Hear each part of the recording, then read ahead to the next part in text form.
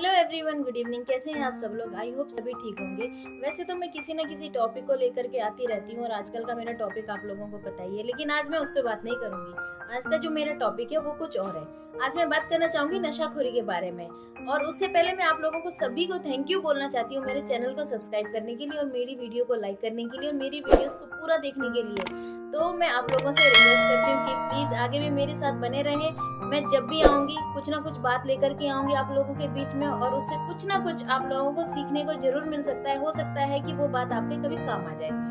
तो आज का जो मैंने अभी बताया, जैसे कि मेरा टॉपिक है वो है नशाखोरी। सब जगह फैल रहा है। हमारी जो युवा पीढ़ी है, बच्चे से लेकर के बड़े तक जितने भी है नशे की गिरफ्त में है। और आप लोगों ने देखा ही होगा कि आए दिन कोई ना कोई पकड़ा जाता है, या नशा बेचने के चक्कर में या नशा करने के चक्कर में। अब बात आती है नशा बेचने वालों की। जितना शिकंजा करने वालों पे ज्यादा कसा जाता है, उतना शायद बेचने वालों पे नहीं होता है। ये तो वही वाली बात हो गई ना कि सिगरेट की फैक्ट्री वाले ने बगल में अस्पताल खोल लिया। तो ये वही वाला हाल है। हमारे यहाँ मैंने अक्सर देखा है कि जो भी बच्चे नशा करते हैं, नशे की गिरफ्त में हैं, उन लोगों को बहुत मारा पीटा जाता है। खुद ही नहीं पीटा जाता है, बल्कि मैंने कई बार ये भी देखा कि राजस्व पुलिस द्वारा उनको पिटवाया जाता है। मैं उन लोगों से ये पूछना चाहती हूँ कि आप लोगों ने उन्हें पिटवा तो दिया? क्या उन्होंने नशा छोड़ा? क्या वो सुधर गए हैं? क्या उन पर कुछ असर पड़ा है? बिल्कुल नहीं। ये जो नशे वाली चीज होती है, ये कब कौन किधर से नशा करना शुरू कर दे, ये हम लोगों को नहीं पता लग पाता।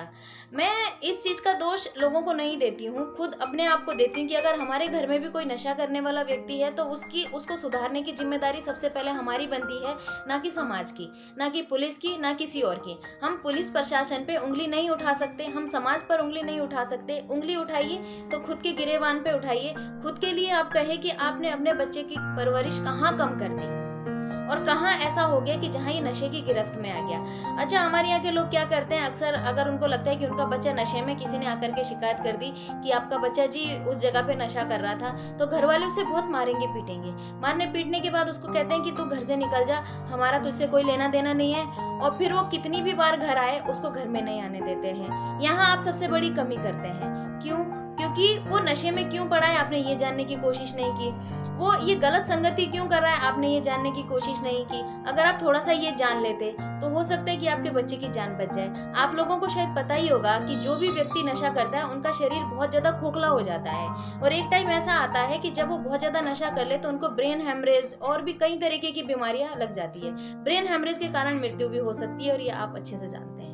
मेरा मानना है कि फैमिली को कोई भी उनका व्यक्ति अगर नशे में है तो उसको बुलाएं, अपने पास बिठाएं, उसका साथ दें, कारण पूछें कि क्यों वो नशा कर रहा है। उसको ऐसी चीजों के लिए मोटिवेट करें जिससे वो नशा करना छोड़ दे। तभी शायद हो सकता है कि कुछ चीज सुधर सकती है। उसको धुतकारे नहीं, घर से बाहर नहीं निकालें, मारे पीटे नहीं, क्योंकि जितना आप उसे मारेंगे पीटेंगे वो थोड़ी देर वो मार तो सह लेगा, क्योंकि उसे पता ही नहीं है उसे मारा जा रहा है, पीटा जा रहा है। क्यों? क्योंकि वो तो नशे की गिरफ्त में है। उसके बाद वो क्या करेगा, वो गलत संगति में और पड़ जाएगा। उसे लग जाएगा कि मेरे माता पिता मेरे नहीं है, मेरे भाई बहन मेरे नहीं है, मेरे चाचा चाची सगे संबंधी मेरे नहीं है। मेरे कौन है? जो मुझे नशा कराते हैं। और आप मार पीट करके उनको रास्ता दे रहे हो नशे की तरफ और जाने का। इससे अच्छा आप लोग नशा मुक्ति केंद्र भेज सकते हैं उसको, वहां जाकर के उसका नशा छुड़वा दें। और सबसे बड़ी नशा मुक्ति केंद्र तो घर में ही होता है। माँ का प्यार, पिता का प्यार, बहन का प्यार, अगर आप थोड़ा सा उस बच्चे को वो दे दें तो हो सकता है शायद आपकी इस पहल से वो नशा छोड़ दे। नशा करने वाले से कभी भी नफरत ना करें। नफरत करेंगे तो उसके मन में भी हमारे लिए नफरत पैदा हो जाएगी। वो कभी भी हमसे अपनी बात खुल के नहीं बताएगा। क्या पता क्या रीजन रहा हो उसको नशा करने का, और क्या पता किस स्थिति में वो ये सब कर रहा हो सकता है लत लग गई हो, छोटी उम्र है। ये जो नशाखोरी वाले जो ये तस्कर हैं, मेरे हिसाब से ये लोग क्या करते हैं, ये सबसे पहले बच्चों को फ्री में नशा देते हैं।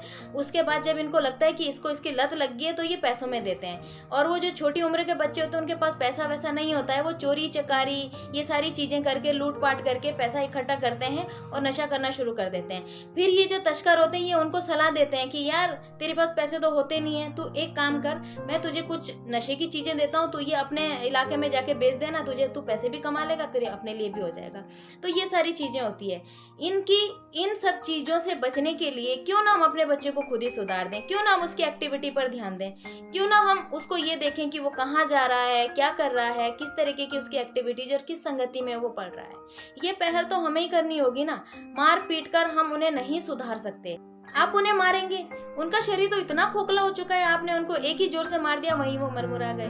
और कई बार ऐसा होता है कि हम उन्हें धुतकार देते हैं, घर से बाहर निकाल देते हैं। हम कहते हैं कि तू घर में मत आना, तू नशा करता है, तेरी संगति गलत है। क्या पता वो घर से निकला और वापस ही न लौटे।